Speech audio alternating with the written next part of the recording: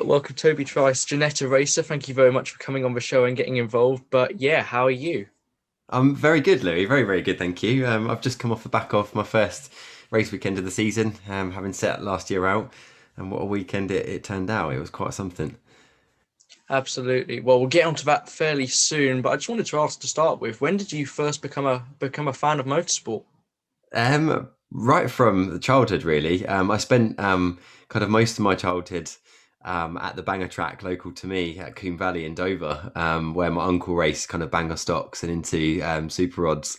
And yeah, kind of fell in love with the sport then. It's just like a big family event, really. And then I've followed, obviously F1 and touring cars right from a very young age. My granddad was a huge fan of the touring cars. So, I used to spend many hours sat around his house chilling out and yeah, watching motorsport. So it's kind of it's been about in my family, I guess, right from a very very young age. And yeah, what an awesome sport it is. Yeah, absolutely. And when did you realise you wanted to compete in it as well? Well, I've always wanted to, but never was able to, mainly because of finances and kind of opportunities when I was younger. I kind of played football, and that was my sport when I was a child, and played for my local town and kind of worked up the ranks in football back then. And it wasn't until kind of I guess my mid to late 20s that I was able to afford a little bit of rental karting at Butmore Park, and that's kind of how I got into the sport as a competitor. And yeah, I was hugely grateful just to do that once a month race back then in what was, I think it was called the Man of Steel at Butmore Park at the time. And yeah, it's been lovely to actually join the sport properly as a competitor. Absolutely. Well, obviously, like you say, you started in karting. You obviously did Genettas in 2019. Firstly, how did that come about? And secondly, I imagine that's a pretty big step up as well. Yeah, yeah. I mean, going for rental carts into Ginetta D40, which was a massive, massive learning curve, and of one of which we had a very limited budget and didn't really get a chance to test. So it's just a case of like jumping and let's just see how we get going. But to cut sort of a long story short, it came about as a kind of really unusual kind of story, really. I was karting at Butmore Park purely just to kind of escape from dealing with my own personal mental health and personal issues of dealing with fertility, because at the time I was trying for children without much success. It was a very difficult time. And I guess I kind of channeled that anger, frustration, that kind of negative energy into something really positive, which allowed me to become Butmore Park's driver of the year. And I placed podium on the driver of the year event, which is the annual kind of like big event of Butmore Park at the time. And that really kind of gave me a bit of a confidence boost to say that actually I can kind of drive. I'm got a bit of talent here, and having only karted for a couple of years prior to that, I'm kind of doing okay against some really really talented karters. And a really kind gentleman, Vince Caldecott of Premier Contract Supplies, gave me a lovely opportunity to drive one of his Ginetta G40s at Brands Hatch. And I remember turning up this day so nervous, so scared of crashing his car, let alone kind of driving it around and enjoying it. But it was a really horrid wet Brands Hatch, and Brands Hatch Oh, anyway is super slippery, and I was so nervous going out, and I was kind of in my hoodie. I had an old like helmet on. I just sort of jumped in the car and was just grateful just to drive a race car, really, yeah. because that's quite a privilege. And yeah, I was very fortunate that he gave me that opportunity.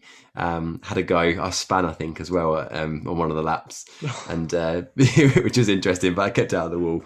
But no, I had such a lovely experience, kind of just driving a race car, and then we had a kind of a good chat sort of that afternoon. And yeah, I guess the rest was kind of history, really. That kind of sprungboard me into becoming a racing driver, which seems nuts as I say that to you. Yeah, yeah, absolutely. Well, how would you sum up your first season in the Ginettas? I imagine fairly difficult, but pretty rewarding at the same time as well. Yeah, definitely. I mean, the Ginetta G40 is a very, very difficult car to drive well and on the limit, which is why so many great drivers come from, the likes of Ginetta Juniors, because it's just such a great car that if you can drive it well, everything else you drive from that point really becomes actually quite straightforward. It's not too bad. But the first season, it was hectic. Yeah. It was four race weekends. The first one really didn't go to plan at all. We had an engine blow up. I had a spin and I kind of got collected in Yeah. race one, which kind of destroyed the weekend. But we kind of put that behind us, and by the time I was up to sort of the second to third round, I was then on the podium, having had some seat time, and I was really competing at the sharp end, which felt incredible. Like, to race cars hard on the limit cleanly and fight for podiums was proper minute mega. I really enjoyed that part.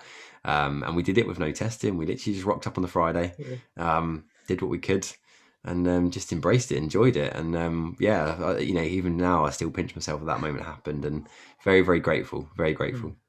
Yeah, it's incredible. And I imagine it was a pretty good way to learn for British circuits as well.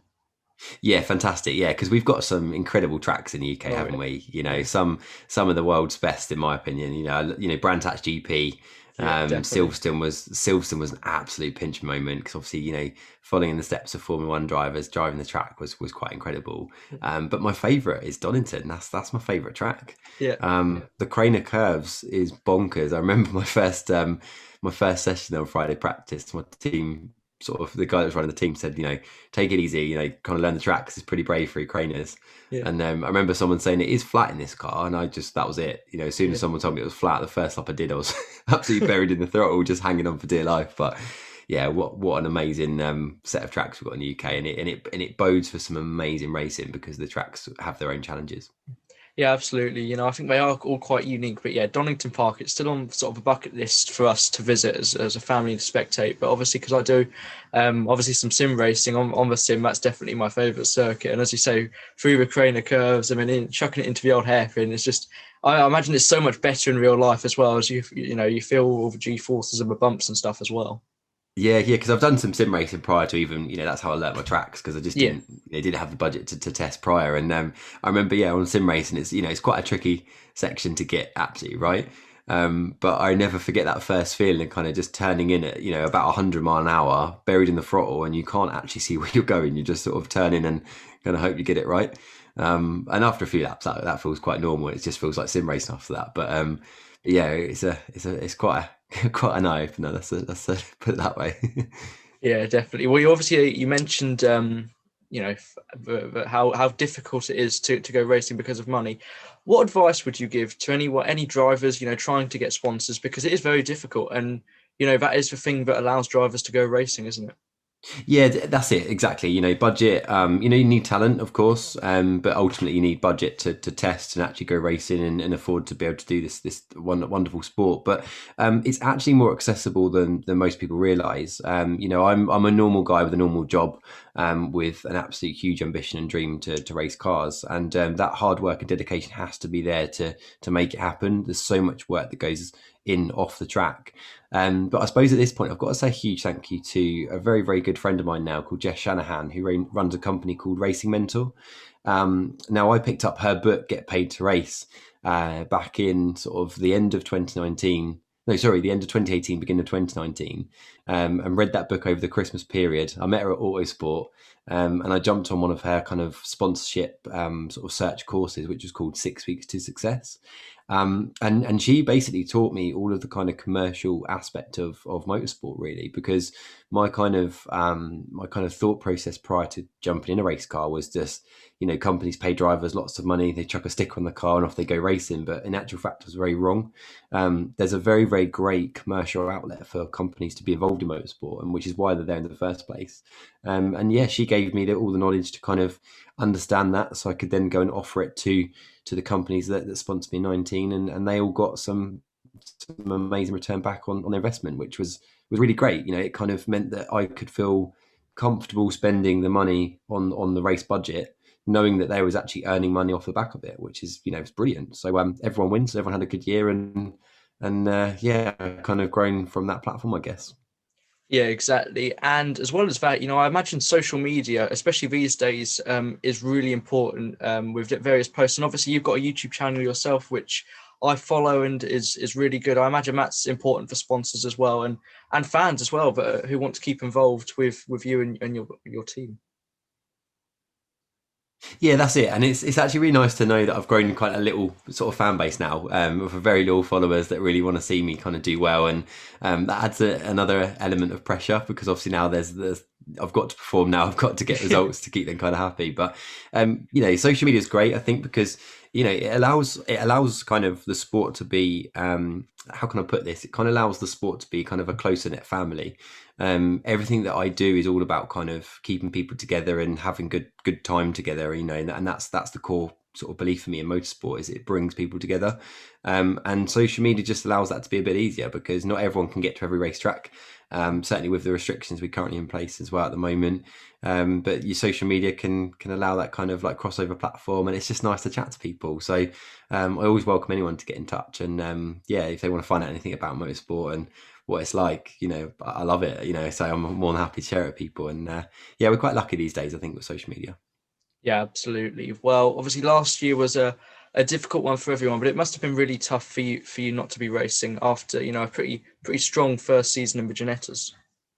Oh, it was very difficult. It was very difficult because obviously I just got started. Yeah. We were just getting the ball rolling, and it was just starting to get to a point where we go, okay, well, next year we could actually sort of fight for a championship.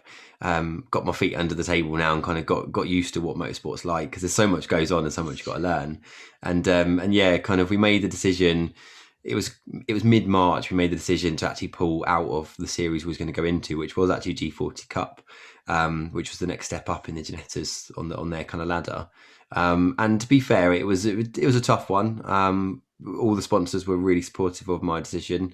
I just felt like I couldn't give them enough commercial value for them to be sort of justify spending that kind of money for that season. So we thought we'd just bank it, and then we'll look at the following year, hoping that kind of COVID was easing and things are a little bit easier. And thankfully that's turned out a really good decision because we've pulled together an even better championship this year.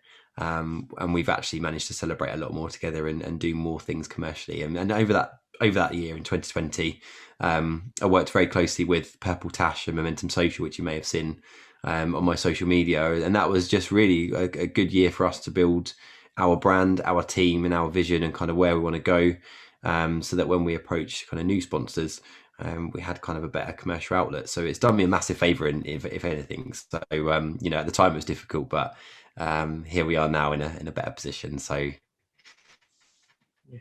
yeah, it seems to be paying off now after. Negative, positive. Absolutely, yeah, it seems to be paying off now after such a good start to the season. How did testing actually go at the start, and what did you expect of the season up ahead? Testing's gone really, really well. We only had limited testing kind of available to us, partly because we announced our championship decision quite late, which meant we got the car quite late, and also just down to budget. Kind of, just getting three pre-season testing was all we could do. And we played with the cards we're dealt. But we've made sort of every lap count while we was out there, and we've had a really nice mixture of conditions at testing, which was really good. So we've had kind of like really good dry running. We had some kind of intermediate, kind of wet, greasy sort of stuff, and then full rain, torrential, horrible weather, which has been really good preparation. I'm one of these guys that kind of like make sure that I commit 100% to everything I do and learn very quickly. And when you've only got limited testing, it's just how it is. You just got to go with it. But we've done really well in testing. Really happy with how the car felt. We got to the point where we sort of had our setups, virtually bang on, and it led for a really good, strong first weekend. So I can't say it could have gone any better, to be fair. Absolutely. Well, talk us through that first weekend at Brands Hatch, because it definitely went to plan, didn't it? It did. Yeah. I mean, we kind of, running into the GT Academy, having only done 4 race weekends against some drivers that have done many seasons, some new rookies coming through that have done an amazing amount of testing that we got rumoured of 140 odd hours, and I'd only done about 8 at this point. So we knew that the competition was going to be pretty strong. It's attracted a really good grid, which is fantastic, and that's what we want, isn't it? Is to test ourselves as drivers. So we kind of come into the weekend thinking, a top 5 would be where we'd want to be at. I think that would be a realistic expectation, and then if we can nick a podium, that'd be great. That'd be fantastic, because ultimately I'm here in this championship to learn as a driver, because my goal is to become a GT driver. That's why I'm here. So when we lined up on qualifying, the pace just came together so perfectly, that I got P1 in qualifying, which was phenomenal to get pole in the first the first ever round of the first ever championship of the GT Academy to get pole was definitely a pinch me moment. And I suppose it was at that point really that it dawned on us that we had the pace. We had the pace to compete at the very front. Nobody else really knew where anyone else was at, so we were all learning kind of where the pace was. And yeah, we went out on race one. It absolutely poured it down just as the lights went out, which was very, very testing. But my karting experience there came into its own because I think I gained like a 6 second lead in my first 3 laps. Before the safety car came out, so I absolutely stormed off in that race, which was reassuring because wet pace is very important in your car and making sure you can deliver as much as you can in that time.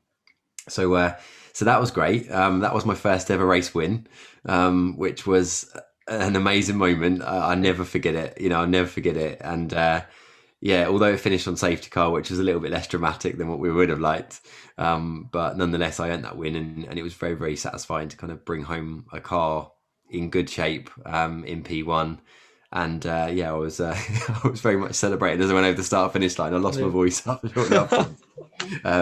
But that led us in a really good confidence boost, really, because I needed that confidence boost to know that I can race for a win. Leading a race is very different than fighting in the pack. It's a different, completely different mindset, especially when it's wet. You're finding your own lines. You're finding where the grip is or where it isn't.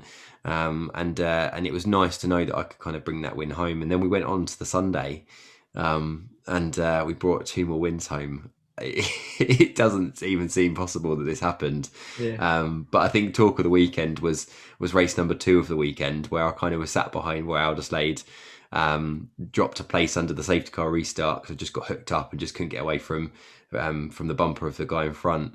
And then in the last lap, I made 2 big moves, and the last one was on the last corner of the last lap, and it punched me in for the lead. And what a move it was! It kind of I was setting it up most of the race, and then for it to open up at that opportunity at that point in the race was just phenomenal feeling. And if you haven't done so already, check out there's a highlights video, and you can see my onboard of me just going absolutely mental because it was just fantastic, and to put that show on for fans was really great. So to get my first race win was of course magical, but to get the triple undefeated on the first race weekend is couldn't have gone any better. I still can't believe it, to be honest. It makes me grin now. It's nuts. Oh, it was brilliant. And of course, best of luck with for the rest of the season. I imagine that must be really exciting now to, get the first weekend under your belt and get sort of a monkey off your shoulders after sort of a year out. And yeah. Yeah, that's it. Yeah, we head off to Donington in a couple of weeks' time for some testing. And then that's our next test ready for the following weekend, which is on the 10th, 11th of July. So I'm really looking forward to it. Just kind of resetting now, get my head down, get back in the game. And just fingers crossed the rest of the championship. And let's see what we can do, Louis. Let's hope we can bring the title home. Yeah, absolutely. Well, best of luck. And thank you very much for coming on the show and having a chat with me. It's been great to talk with you. And as I say, best of luck for the rest of the season. Thank you so much. And thank you so much for having me. And thank you for your time. And no doubt we'll catch each other in the future. Absolutely. All right, Ben. Thank you. Take care.